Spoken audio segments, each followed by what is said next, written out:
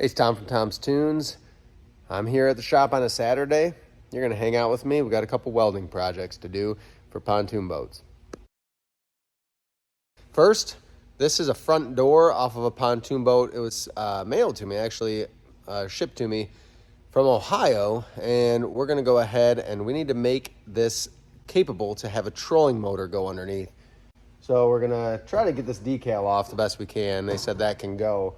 And then essentially what we need to do is remove about 8 inches or so. We're going to leave about 6 inches here and leave plenty of space for a trolling motor, a bow mount trolling motor, to be able to be stowed in the stowed position, to be up in the stowed position, and have the door be able to open and close, or allow for the door to stay closed and slide the trolling motor out from underneath so it can deploy. I think it's a Power Drive or a Tarova by Minn Kota is the trolling motor that they're using. So we're going to cut this down. We're going to do our best to get the paneling right back in and use this bottom bar just higher up. That's how it works. We are going to update. This is that old rod hinge system. So we're going to cut these off and put a new hinge and a latch on the other side so that it closes safely, and update the hinge as well. My first order of business on this door is going to be getting this paneling out. And it, I think, is the original paneling. I could be mistaken. It's a corrugated style. And luckily for me, it's kind of a loose fit in here. So what I'm going to do is just very gently bend these flanges back. We've shown this in other videos. Basically, this is just held in by these extrusions here and here on the bottom and sides and top.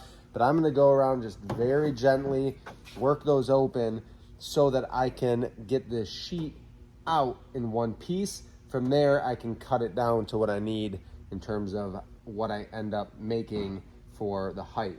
Like I said, I'm gonna take probably about a foot off the bottom and just make it good and safe as a front door again. My tool of choice is a Purdy. It's a paint scraper, kind of a multi-tool. Unfortunately, the sharp point broke off. No names, Corey, on who broke that. It'll still work.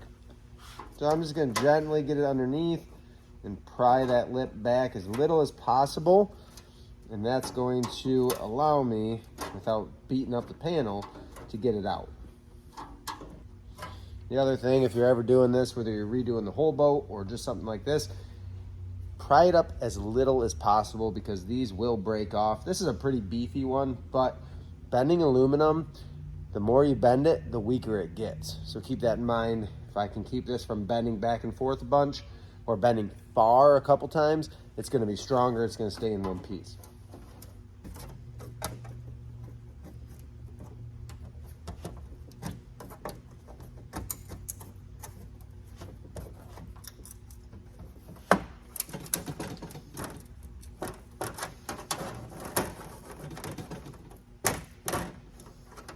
Another big thing when you're doing this, the more of your scraper tool that you can get in to the bottom, you can do less bends, and that's going to give it less of a rippled effect when you bang these back down. No matter what, it's never going to look factory because at the factory, they have a press machine that rolls it down perfectly.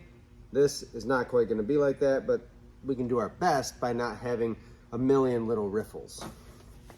I got a phone call from Benny, and I answered it, and I kind of just kept working, not thinking about it. The camera wasn't still recording, so I missed the part where I popped the panel out. But if you're just replacing the panel, it doesn't matter how nasty that piece comes out. In this case, because I'm going to cut the bottom off, I bent these bottom parts of the flanges here, this extrusion. I bent the heck out of that, and that gave me a little more space to cheat one side out. If you get it all bent up and you can work the sheet over to one side a little farther than the other, it'll make it a lot easier to get one side out. And then once it starts to pop out, you just gently work it all the way around, and that's what you get. Panel comes out in one piece. This happened, must have been painted at some point because it was originally white and it's red paint, but we're gonna cut this down anyhow. We'll get to that in a minute here, but I first got to decide on this. I want to leave about a foot of clearance from the bottom of the door. So what I'm gonna do is take a foot off. A lot easier to work on the flat side of the door. So I'm gonna take a foot off, 12 inches off of each of these. And this door, the bottom rail here is just welded. It was just MIG welded here and here on both sides. What I'm gonna do is I'm gonna go ahead and cut these off first, cut my mark off, and that's gonna end up leaving me right about 5.5, 6 inches of door that's actually gonna be left in here. So wanna leave a lot of space below and just make it so this thing can swing open and close and look nice too while we're doing it. I have a metal cutting chop saw.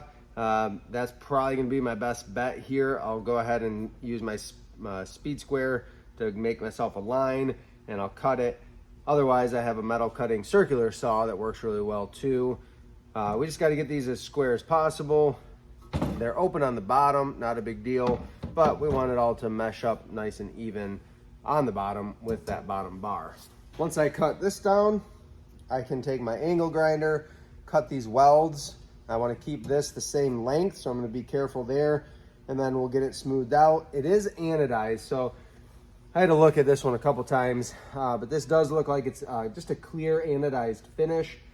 And when you're welding on anodized, at least the machines I have, I guess there's some that can weld anodized. It doesn't usually look real pretty, but that anodizing is basically an oxidation. It's kind of like a sped up process from my understanding that creates this shell, and it actually makes it harder, stronger. Like, I'm not scratching this with my nail right now. If this was raw aluminum, not anodized, it would scratch because it would just be a raw open surface.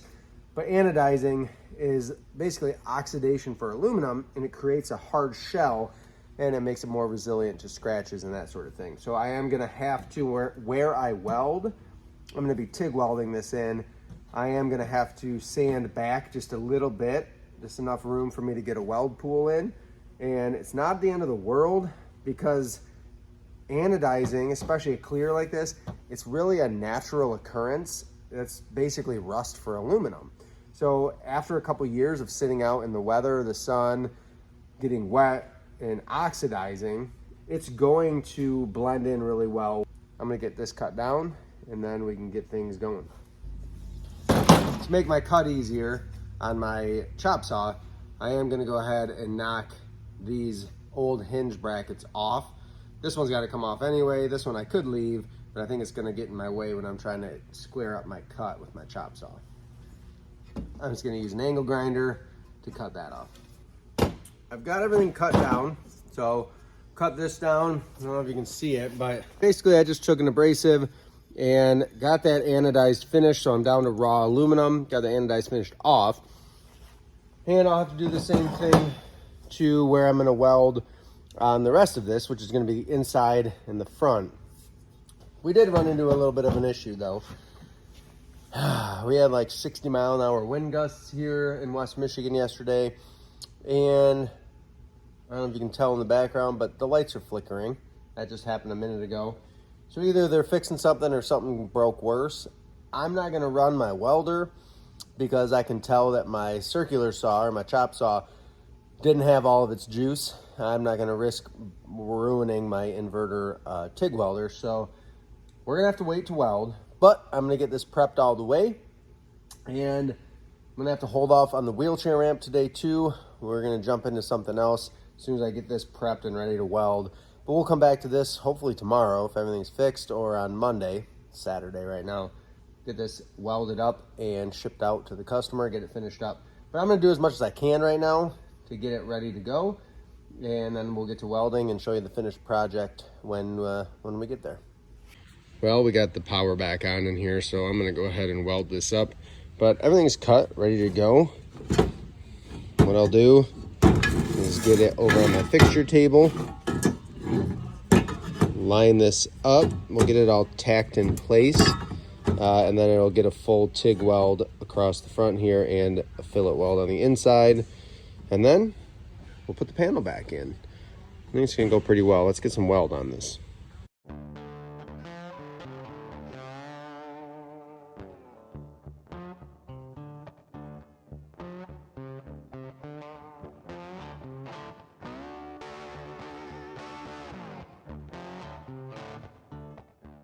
All right, so we've got everything welded back up. This is just TIG welded. It's a little tricky. Old metal, this was anodized. I expected to get a little bit of contaminants in the welds, but they turned out pretty all right, all in all. To be expected on something this old. We're gonna put this panel back in. I cut it. So all I did was take my angle grinder and I scored it on my line and then bent it back and forth and it breaks. And it should fit right in here. The tricky part with these, anytime you're doing this, is just getting stuff in and keeping it there. That's always the hassle. So this is gonna be the inside of the boat. There's a little bit of the decal left. I'm gonna face that to the inside. And then basically what I gotta do is work this in, but as you can see, this lip here is blocking me. So I've gotta work it into that lip. I'm gonna bend this back just a little bit more. And I don't know if this railing was put together on a Friday, but this is sitting way down inside here.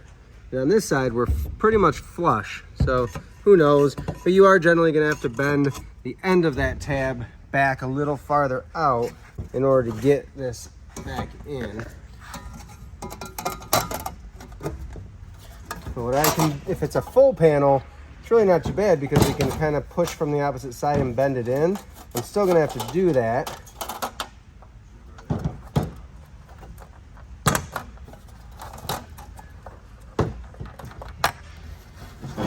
So I'm gonna get it to where I can get it started back in.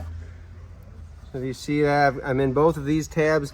As soon as I push this down, it'll slide in, but I need to work it a little bit farther. See how I have it bent here? I'm gonna keep bending it and working it in.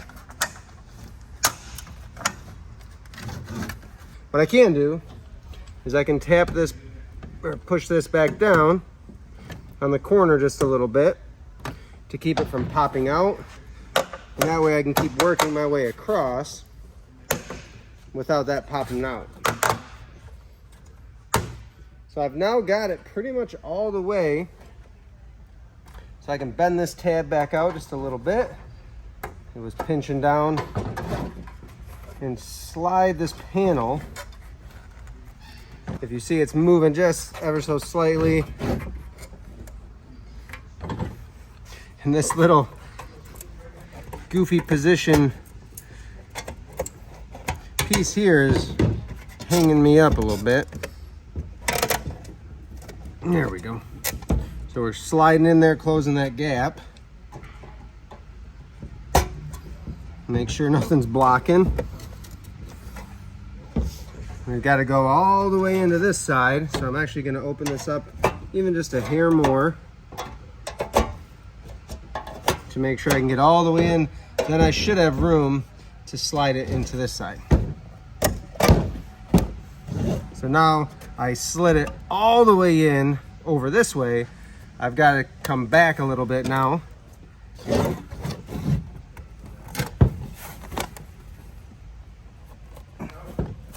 So we got it in under this tab. We're still in under this tab, and we're in on our top and bottom. So I'm going to take my little plastic mallet and I'm just going to go at about 500 hits all the way around to smooth that back in. The best way to do this is to come down onto the concrete on a hard surface.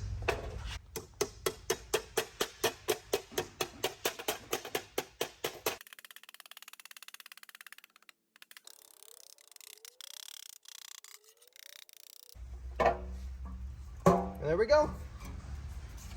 So that door is essentially done. I've got to just install a hinge on the side and then a door stop on the other side because it's not going to be a lift hinge style anymore like it was. We're just going to have it a swing open with a latch. I'll get that installed and we'll get this shipped back out to the customer. But that is something you can do or take to a local welder or fabricator to have a door modified to allow it, instead of being all the way down here, our trolling motor can slide underneath and we can still open and close the door. Thanks for watching.